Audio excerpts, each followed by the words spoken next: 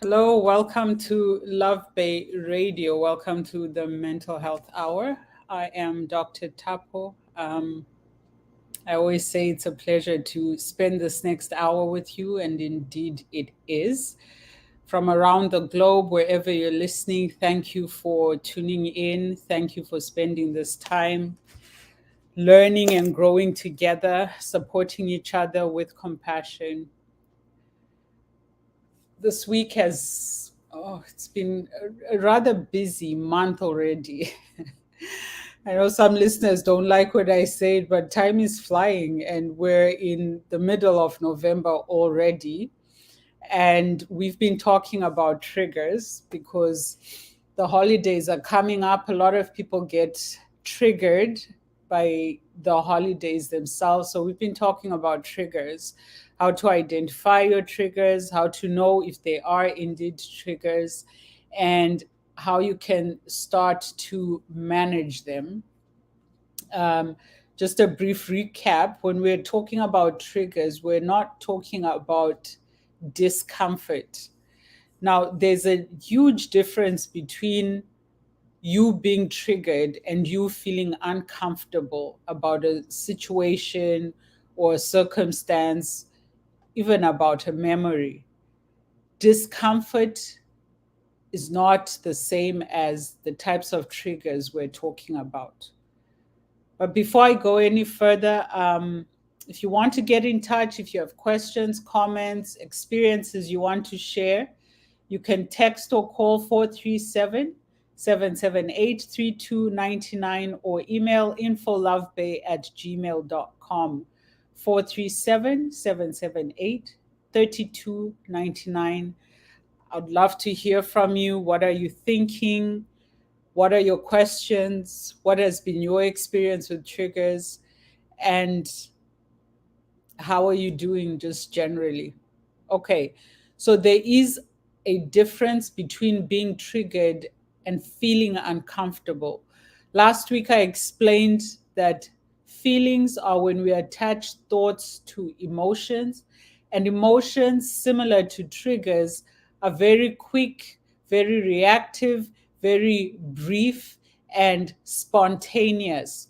Just like you don't plan that when she says this, I'm going to get angry, or I'm going to get happy, or I'm going to get sad. Somebody says something, and the response is spontaneous, it is automatic, it's not something that you can plan in advance. Discomfort is an emotion. Someone says something, it makes you feel uncomfortable. But discomfort is also more of a feeling rather than an emotion. It starts off with some emotion, which can be shock, which can be surprise, which can be anger, which can be anxiety, it can be a lot of things. But what makes us uncomfortable is the thought we now attach to whatever it is. And often, what makes us uncomfortable is our experience. Now, I can see why some people might be confused. Well, that sounds a lot like a trigger, because last week I was saying triggers are based on some traumatic experience. Discomfort, not necessarily. There can be absolutely no trauma associated with it. I'll give an example. When a little child is running around the house absolutely naked, they don't feel uncomfortable. They're free as the wind, running around stark naked. They have not yet learned the discomfort of nakedness. That same child, by the time they're 15, don't even want to be seen without a hat on in some cases, because of their experience and growing up and where they are in life. Certain things that they used to be comfortable with, like running around naked, they can't do anymore. That's discomfort. The same child, just a few years later, would not feel comfortable running around naked. Does that mean if they are naked, they are triggered? No. It means when they are naked, they are uncomfortable. Do you see the difference?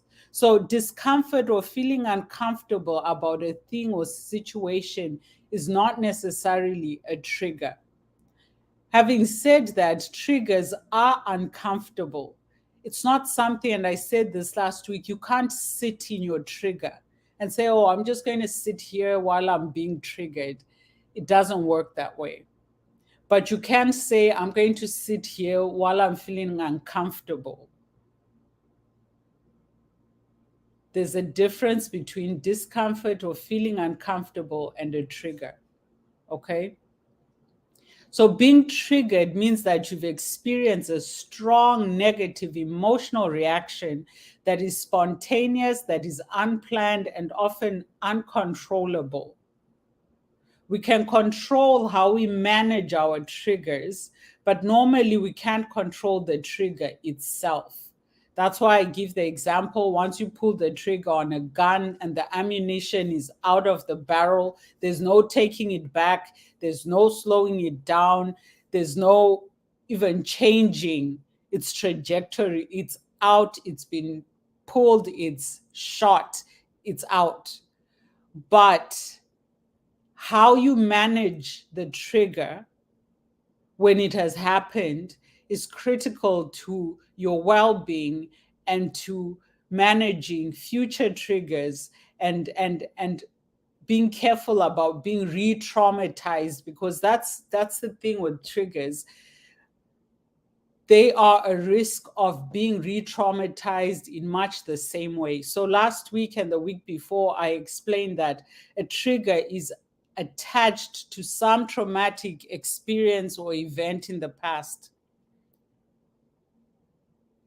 And we talked about having a history of trauma, possibly abuse. So a scent, a sound, even a song, a space, something that will trigger that unconscious remembrance of that trauma. That's a trigger.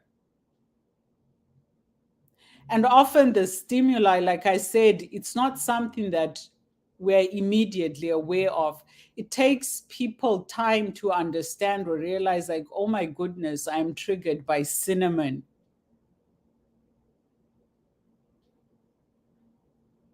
It happens once, you can't, you're trying to figure out, but why am I feeling this way? It happens a second time, third time, then maybe you start to see the pattern developing. So you start to know that, okay, something about this is triggering me. And a trigger, like I said, can bring back that experience of trauma all over again. Now, I spoke last week about people who go around talking about, I'm easily triggered, and those are not the triggers we're talking about. We're talking about triggers that are associated or attached to trauma. You might be triggered. And what I said last week is your ex posting pictures of their best life on social media. You might consider that a trigger, but sometimes what it really is just anger and unforgiveness. And you find once you're over that anger and over that, and you've forgiven them, they can post 20 million pictures all over the world and it won't impact you at all because you've moved on. So those are not the types of triggers that we're talking about. The triggers we're talking about are attached or associated to some kind of trauma. So sometimes we don't even realize that we were traumatized by something.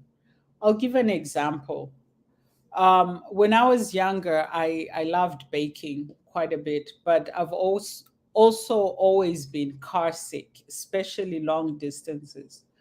So one time we were going on a long trip, several hours on the road. I had baked these cinnamon cupcakes and I ate a couple of them. And if you're like me and when you're baking, you're licking the spoon, you're licking the bowl, and like I was full of cinnamon. Then I got into the car and we started driving. Within an hour, I was extremely sick we had to pull over, and I was retching. I was throwing up on the side of the road for quite a long time. It was just coming out of me, just coming out of me. Now I can't smell cinnamon without feeling nauseous. I don't eat cinnamon. Whenever people ask me, do you have any dietary needs? I say, please, no, no allergies, but please, no cinnamon. The smell of it, the taste of it, it causes me nausea. So in that case, you could say cinnamon is a trigger, and that nausea shows that I am triggered. So one time I was walking through the mall, and if you know Cinnabon here in Canada, and I hadn't seen it, but I was walking and I started suddenly felt very, very nauseous. And this is when I realized how strongly cinnamon can trigger nausea in me. I just smelt it. I hadn't seen cinnamon. And that's when I realized, okay, I need to stay away from cinnamon. So triggers kind of work that way. Would I then go around saying cinnamon triggers me? I guess it does, but right?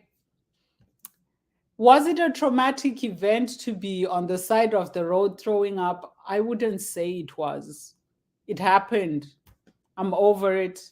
It didn't impact my life or stop me from living my best life or anything like that. But when I smell cinnamon, I feel nauseous. So I don't exactly say cinnamon is a trigger, but that's how triggers work.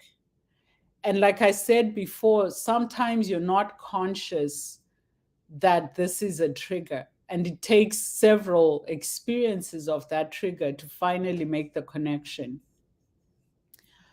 Okay, I have a couple of emails and messages that was sent through. I will read them. Okay, so the first one came from, let's see. Let's talk to Leah in Bancroft, Ontario. So Lee, is it Lee or Leah? Sorry if I'm mispronouncing your name. Says you spoke about triggers on your last show. Can you give more details of signs to look for? I believe there are so many different types of triggers. Okay. Indeed, there are many different types of triggers as there are people who are triggered.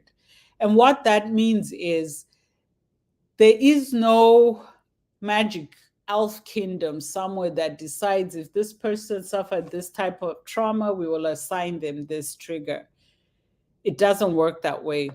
So the trigger really and absolutely depends on who you are, what happened, and your experience of it. That's why a smell can be a trigger, a song can be a trigger, a word can be a trigger, a color, almost anything on earth can be a trigger, including human beings. A person's name, something that brings the memory of the abuser to mind can be a trigger.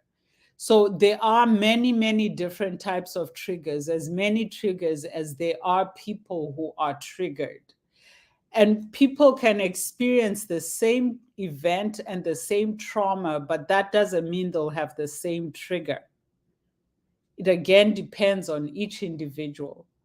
And we've talked before about when we talk about signs and symptoms for different mental illnesses and mental health issues, that sometimes it's, I'd say, risky to have a one size fits all diagnostic manual, which we have in psychiatry, right? We have a diagnostic manual in psychiatry. And generally, what psychiatrists, physicians, whoever is diagnosing you looks for, it's a certain number of symptoms. So they'll ask questions like, how long has this been happening? Do you feel this? Does this happen? And so forth. And based on that information, they can, as accurately as possible, diagnose you with whatever it is.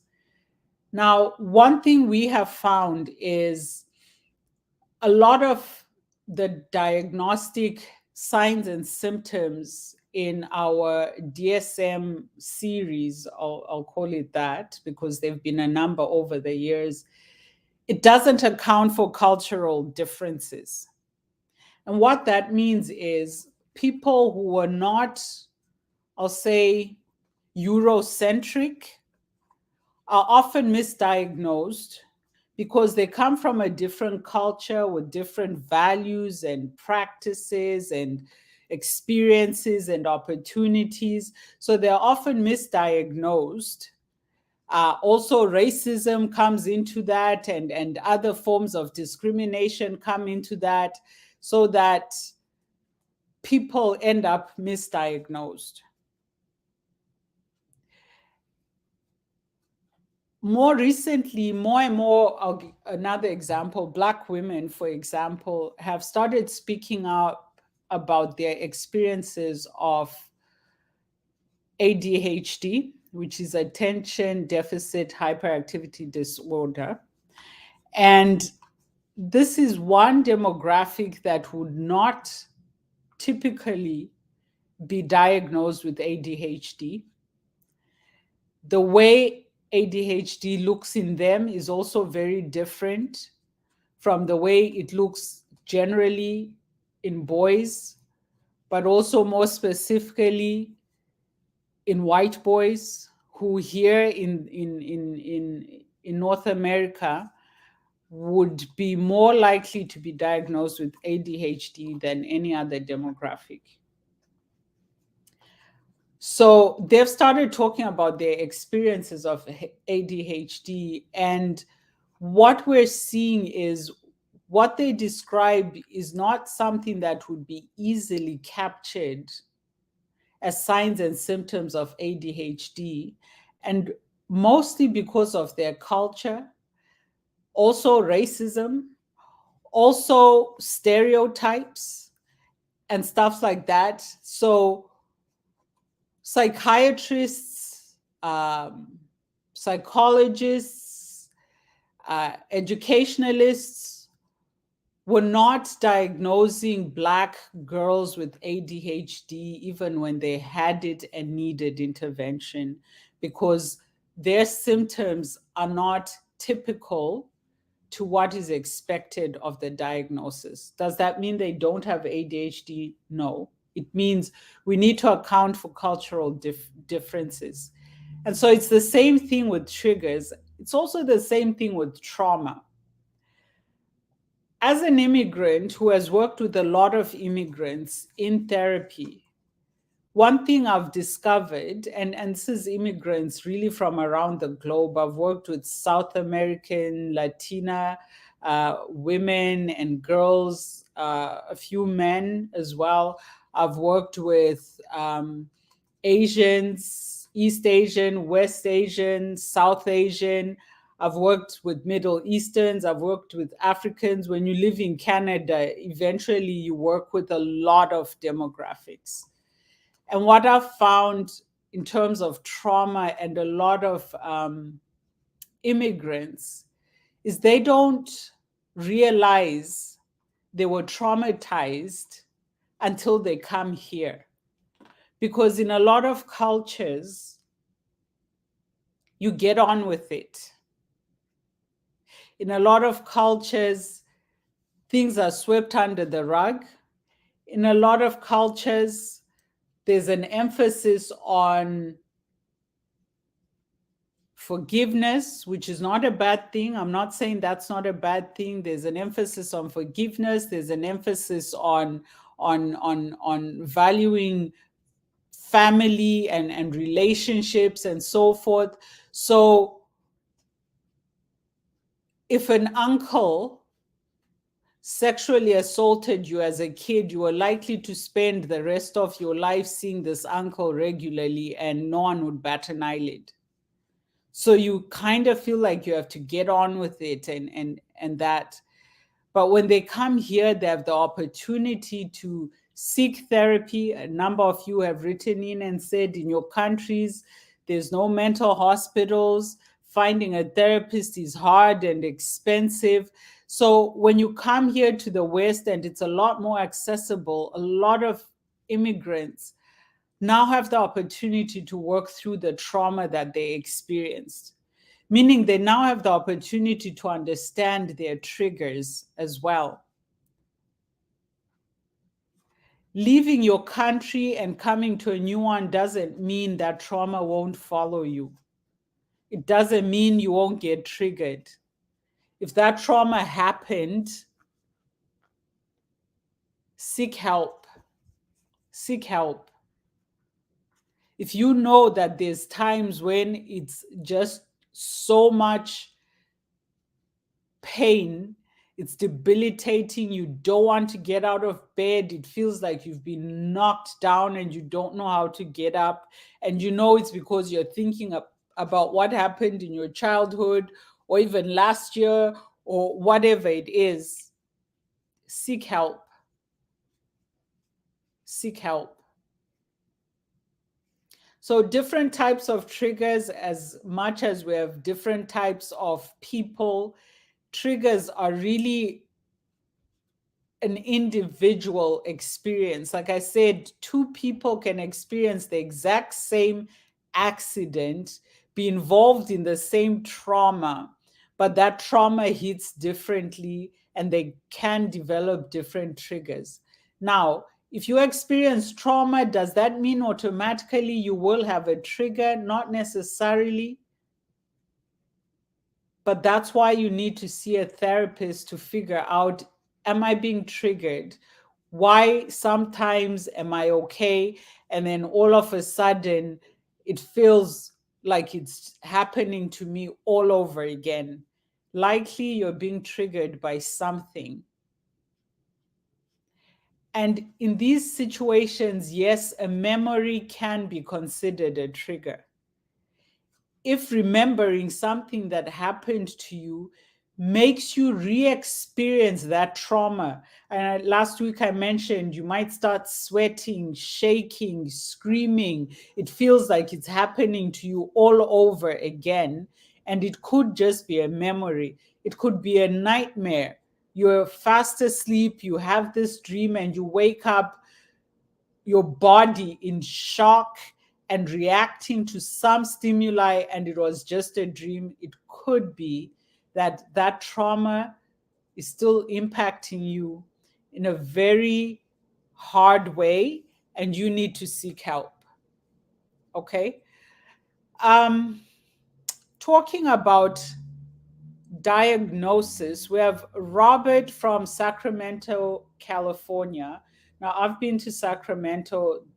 It's a nice place. So, Robert, you're very blessed to be living in Sacramento. It's a lovely place. Okay.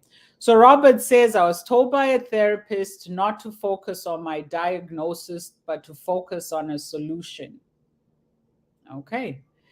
And this made me more confused. And so, Robert is saying, I was told that I have PTSD by one therapist, and the other said I have ADHD, and I'm confused about the differences. Now, Robert, I hope you didn't stop going for therapy because you were confused.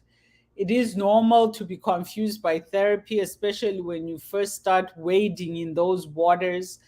But it's important to see it through, because a lot of what's confusing us sometimes is where we find the answers that we need to heal, to grow, to move on.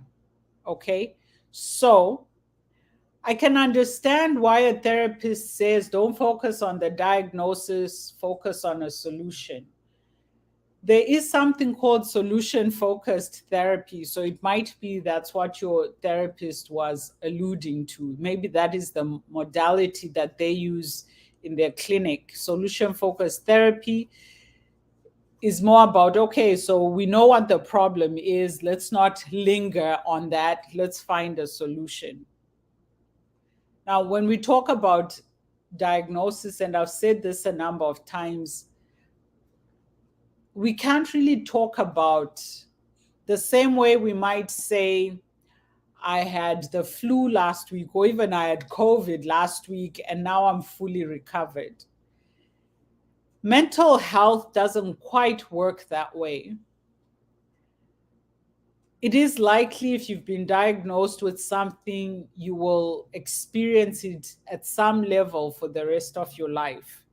But let's not focus on the diagnosis, let's focus on the solution. And that's what that's about. If we focus on, I'm depressed, I'm depressed, I'm depressed, I'm depressed, but don't focus on how do I cope with the depression? How do I control what happens to me due to this depression? And how do I still live a full and thriving life in spite of the depression? Do you see the difference? You can keep focusing on, I have depression, or you can focus on, how do I live a healthy and full life in spite of? And that's what is meant by solution focused therapy. We know there's a problem, but we're not going to dwell on the fact that there's a problem. What we will dwell on is how we're solving the problem. What are the practical things that we can do? So, Robert, I hope you didn't stop going for therapy, but that you will keep going and hopefully find solutions to some of the challenges and difficulties you've been facing. And a solution is not a cure. Most mental health illnesses have no cure. It is what it is, unfortunately. You might be put on medication for a while. And I've said this before, if you are put on medication, don't be quick to reject it. By the same breath, don't be quick to take it on. If you haven't tried therapy, try therapy. Sometimes it works without medication, although research shows that a combination of medication and therapy has the best outcomes. Medication on its own, nope. Therapy on its own, nope. But a combo, you're likely to get the best results. Maybe I shouldn't say no. Maybe I should say maybe for the other two. Now, the thing about medication is, so can you take medication for a trigger? That's a good question. Can you take medication for a trigger? This is why you need therapy. I've never heard of anyone taking medication because they have a trigger. Sometimes maybe you're triggered and you're feeling very anxious, and your psychiatrist gave you some medication that they said, take this when you're feeling super anxious and it's not going away. So you take medication in those moments when that anxiety is off the charts. But it's not taking medication for a trigger. I've not come across any medication that is labeled for triggers. Again, like I said, there are millions different types of triggers, as many triggers as there are people who are triggered. So there is no medication for a trigger. But when you go to therapy, you can learn ways to cope with triggers, mitigate or prevent triggers, start to identify your triggers if you didn't know what they were. And there is no medication that can do that for you. But the medication might help in situations where you're really, really anxious, you're really, really depressed, you're really, really whatever it is. So the psychiatrist gives you medication for that, but not for a trigger. Okay. So let's go back to Robert in Sacramento. So Robert says They were told they have PTSD by one therapist, and the other said ADHD. And Robert is confused about the differences. Now, let's start with ADHD. A lot of people are diagnosed with ADHD in their childhood. This is because it's more easily identified when people are in school settings. ADHD is that child who can't sit still, that child who always seems to get in trouble, that child who always seems to break things, to lose their temper, to overreact, overly stimulated. It's in the name. They have little to low attention. They're very, very active, hyper. It's like they're bouncing off the walls. So we identify them a lot more easily in school settings because they are having a hard time following the rules, sitting still, listening, completing their work, spending the day in the classroom. So, but like I said, a lot of people fall through the cracks, sometimes because of culture, sometimes because somebody else in the class takes all the attention. Sometimes the teachers were not that aware and knowledgeable about what's going on. Sometimes the parents refuse to listen and say, no, that's not my child. I'm taking my child to a different school, or I'm not allowing anyone to test my child. There's nothing wrong with them. And this is not necessarily a bad thing. As parents, we need to fight for and advocate for our children's education and experience of education. So sometimes people fall through the cracks in the school system. A lot of people, um, again, because of their culture, because of their home environment. So if you are a child who has ADHD and maybe you have really strict parents, you're not likely to show the symptoms the same way because out of survival, you have learned if you're told to sit still, you sit still. That doesn't mean the ADHD has gone away. It just means it starts to present in different ways. Sometimes as anxiety, sometimes the way it is handled can actually be quite traumatic for the child. Some years ago, I worked in a classroom setting with it was mostly boys. Yeah, it was about 9 or 10 boys, all of whom had some kind of um, mental health diagnosis. So a lot of them had ADHD, some of them had OCD, which is obsessive compulsive disorder.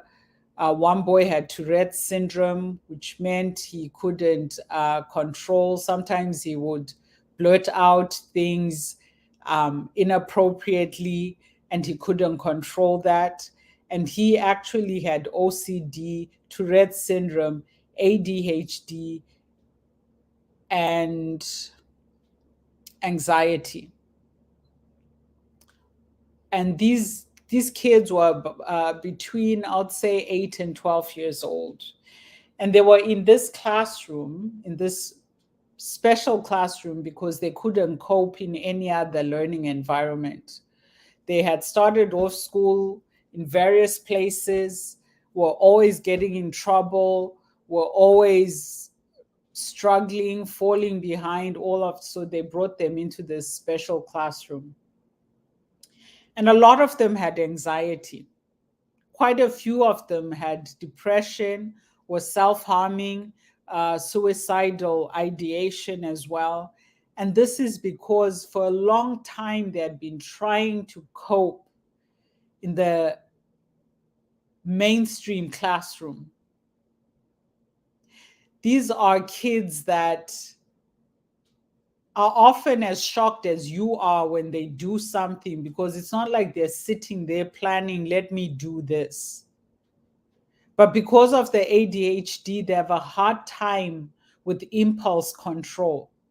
They'll see something, and before they can stop themselves and think, is this a good idea? They've picked it up, thrown it across the room, and broken a window. And they are just as shocked as you are that they just did that. So you can imagine how difficult it was for them to be in mainstream classrooms, always getting in trouble, always being sent to the principal's office, always being shouted at, other kids teasing them, bullying them. Very, very difficult. So a lot of them actually developed anxiety because of always being in trouble, always feeling like they're bad, they're not good enough, they're going to mess up, they're going to be shouted at, criticized, punished over and over and over again. And so it's not uncommon. And why I'm bringing this up, it's not uncommon for kids that have ADHD to develop anxiety, PTSD as well, because what often happens with these children is the discipline gets more and more severe, especially at home, where parents are thinking like, why is this child not listening? You've tried putting them in the corner, you've tried taking away their phone or Xbox, you've tried sending them to their room, and it's just not getting through. And then parents get frustrated and might hit the child or punish them in a way that traumatizes them. So it is possible, Robert, that you have both. It is possible that some other life event, maybe that has nothing to do with ADHD, caused a traumatic experience for you. I've said this in past sessions. It's not uncommon to be diagnosed with several mental health disorders, because what happens, like in this case, you start off with one, but because of a lack of intervention, a lack of supports and resources, it can compound into other things.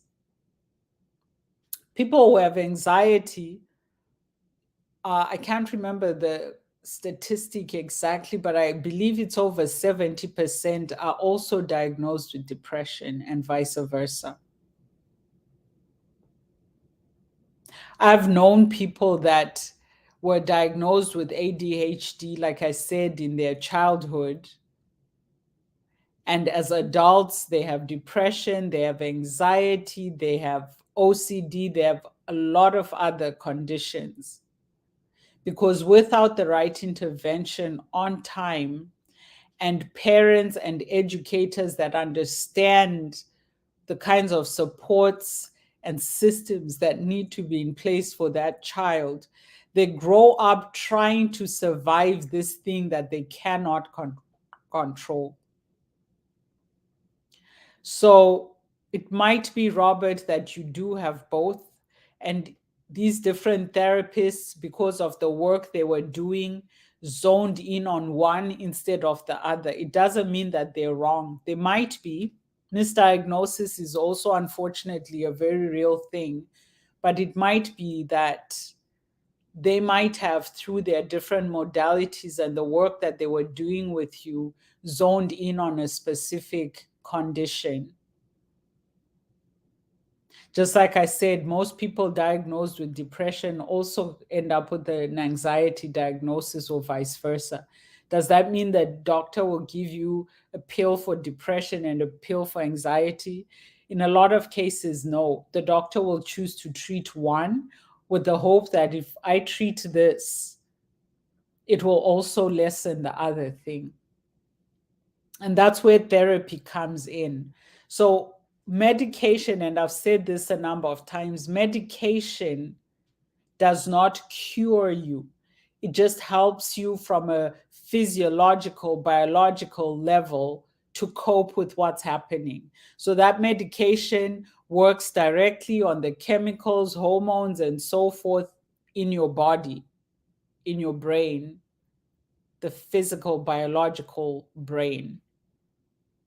But your medication won't teach you how to identify your triggers, how to self care when you're feeling anxious, how to um, navigate panic attacks and anxiety attacks, how to talk to your spouse or children or parents about your diet.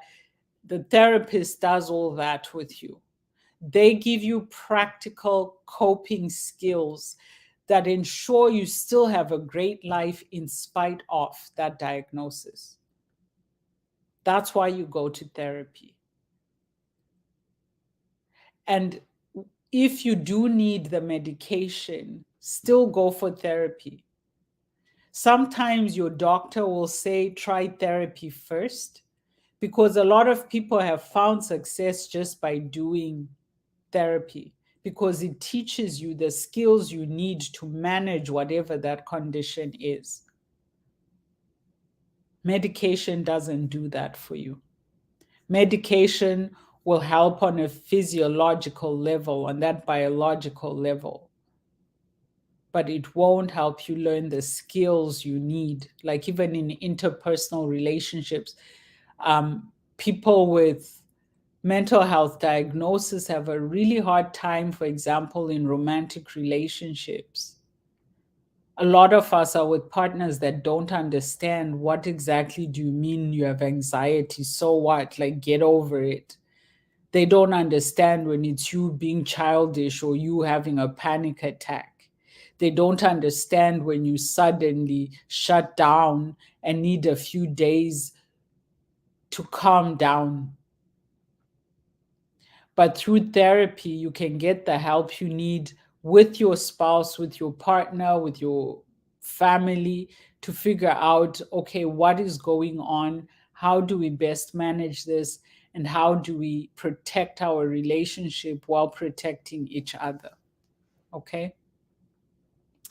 Um, so Robert, I hope I answered your question. Just about the differences briefly there, ADHD is would say a behavioral disorder. It impacts a person's behavior. PTSD is also in some ways behavioral, in that people with PTSD are prone to act in certain ways. However, it would not be put under the same, I'll say, label. Okay. Um, let's move on to Dartmouth in, I think I pronounced that right, in Nova Scotia. And we have Cher, who says, since COVID and the lockdown, I have developed severe anxiety. Everything triggers me. Even if someone calls my name unexpectedly, where and how do I start to overcome this awful feeling? So this person, since the lockdown, feels that everything triggers them. Even someone saying their name unexpectedly, they have severe anxiety. Now, have you been diagnosed? Have you gone to see a physician, a psychiatrist, a psychologist, a psychotherapist? Have you gone to see someone about this? If not, I would suggest that you do. And this is not to invalidate your self diagnosis of severe anxiety, but this is the thing. When we talk about severe, severe anxiety is a clinical term. Let me put it that way. And people who have severe anxiety are the types of people who end up on disability here in Canada, because severe anxiety means you have a really, really hard time functioning in most environments and contexts. And this person is saying everything triggers them, even someone calling their name unexpectedly.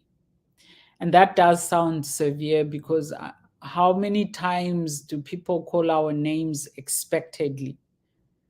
Most times, if we expect it, then they don't need to say our name. So if somebody's saying your name unexpectedly, which is when most people would say your name to get your attention, right? You have some kind of reaction. Now,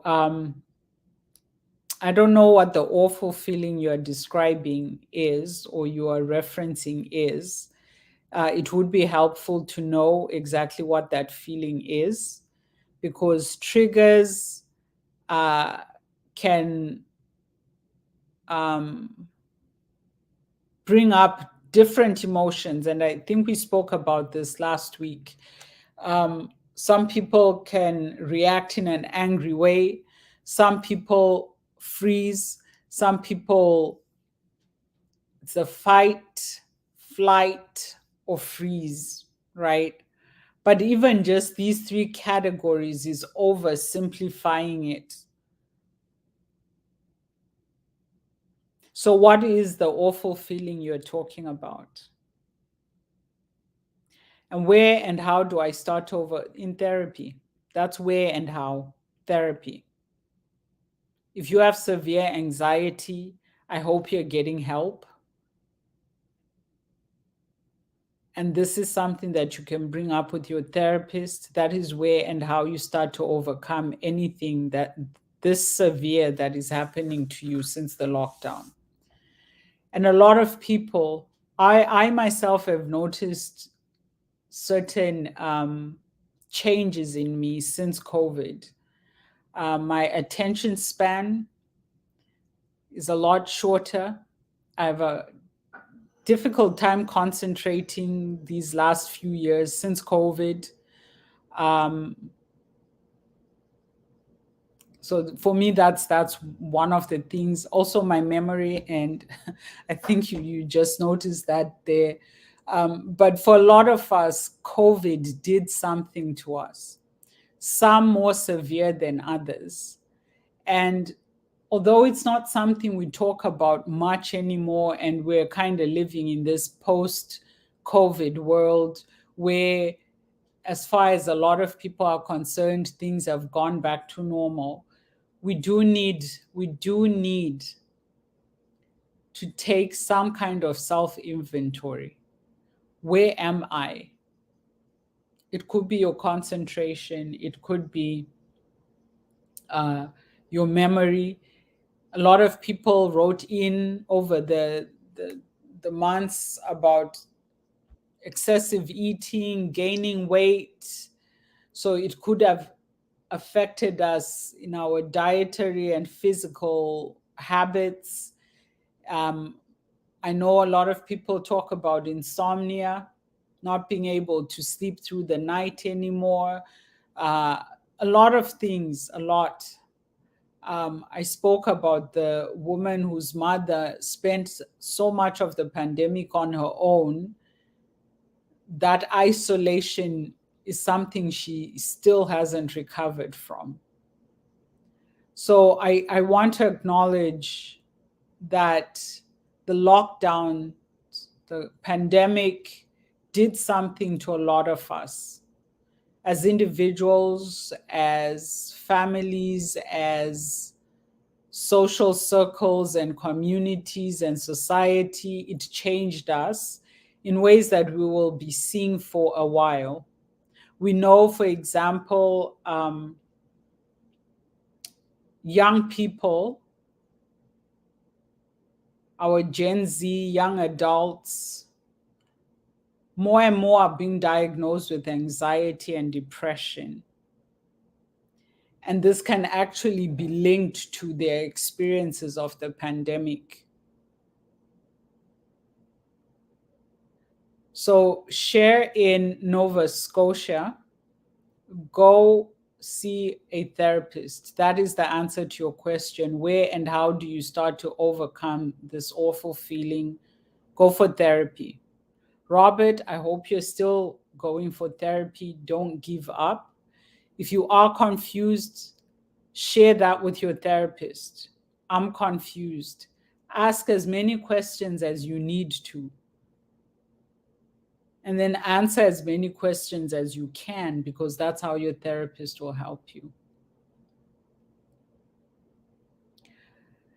So we'll continue talking about triggers. Um, write to us and tell us about your experiences of trauma and any triggers that you might have identified. If you have been to a therapist, please share your experience so we can encourage other people to go for therapy. And I'm not just pushing therapy because I'm a therapist, I'm pushing it because it works. I myself have been in therapy a few times in my life. Um, and often, when I'm feeling overwhelmed and I've used my own therapist brain and it's not working, I go look for another therapist to help me. It's part of self care, it's part of building a healthy lifestyle. Just like you need to exercise your body, your brain, your mind, your spirit, your soul, pay attention to all of that. I think some time ago I talked about how we tend to fragment ourselves. You could be somebody who goes to the gym, like your physical body, you eat right, you exercise, you get plenty of sleep, but you're not doing anything to look after your mental health. Now, exercise, sleep, and a good diet helps with mental health. But especially if you've been diagnosed with something, if you've experienced some kind of trauma and you know you're not coping, go and get therapy, go and get the help you need. And you don't always have to go alone. There are what we call family therapists or systemic therapists, and they work with your family. Obviously, we have couples therapists, and couples therapists don't only do therapy when you feel you're about to divorce. Couples therapy helps you just function, even in a great relationship. There's always room for improvement, particularly if one of you has some kind of mental health condition. Go together so you can learn how to cope together. I always encourage, if you have a loved one, a child, your spouse, your sibling, your parent, and you know that they need help, offer to go with them. Offer to go with them until they're able to go on their own. And even if they're never able to go on their own, offer to go with them and go with them. Life isn't something we were meant to do alone. And one of the things that we have realized, and I think I've mentioned this before, especially since the lockdown, is that loneliness is a pandemic in itself. There are a lot of people who are spending too much time on their own. And it might feel like a choice sometimes, but often it's not. It's circumstances, it's a lack of resources. We've had people who have migrated to other countries writing in, talking about feeling lonely, and the holidays are coming. And that's often a time when there's a lot of emphasis around community and family and gatherings. Here in North America, it starts with Thanksgiving, and then we have the holidays in December, and it's all about family and being with someone. And then we here in Canada in February, we have Family Day. In February, we have Valentine's. And it's all about being with other people, and you often find yourself alone. And you're trying to figure out, what choices have I made in life that have led me to this lonesome situation? If that is you, start by volunteering. If you're religious, go to church and don't be the first to leave and the last to come in. Start talking to people.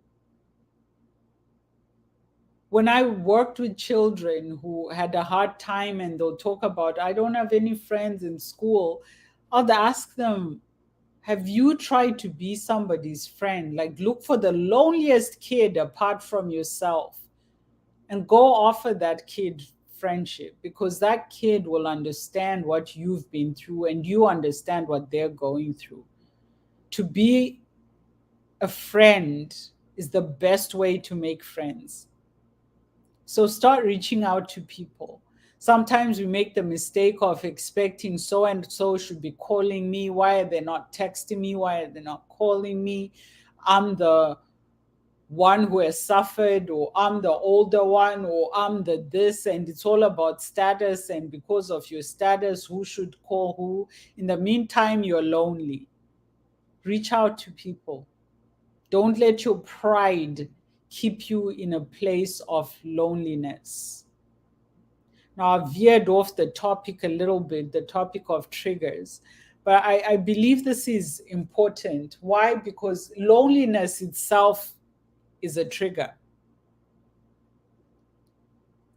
We have what are called internal triggers, and loneliness is an internal trigger. I have focused mostly on external triggers like music, sound, a name, a smell, a place, but we have internal triggers. You're sitting there thinking about, why am I alone? Why am I alone? Why am I alone? And it can trigger something in you that brings you back to a time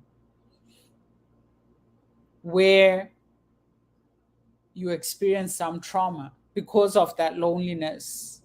If you're somebody, for example, who has difficulty managing negative thoughts, those bad, evil thoughts that turn and churn in your mind, and until it starts to feel like the truth, but it's actually not. If you're somebody who tends to ruminate, who tends to dwell on negative thoughts, the best cure for negative thoughts is friendship. Have people that you can chat with, hang out with, Netflix and chill, whatever.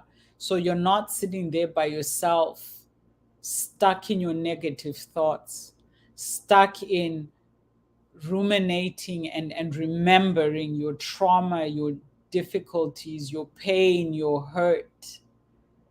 Be a friend so that you can have friends. So we will continue on the topic of triggers. And next time, I'll focus more on the difference between external triggers and internal triggers. So once again, please get in touch, share your stories, share your experiences. 437-778-3299, infolovebay@gmail.com. Email us, text us, call us. Would love to hear from you. And as this week progresses, I wish you well. I wish you success. I wish you joy and friendship. If you are one of those lonely people, reach out to friends that maybe you neglected, maybe you had an issue. It's time to forgive and bring them back into your life rather than being alone and lonely, especially if it's impacting your mental health. It's time to reach out. Don't expect people to know that you are suffering in loneliness. We are not mind readers, most of us, and those that claim to be usually want you to pay for that mind reading.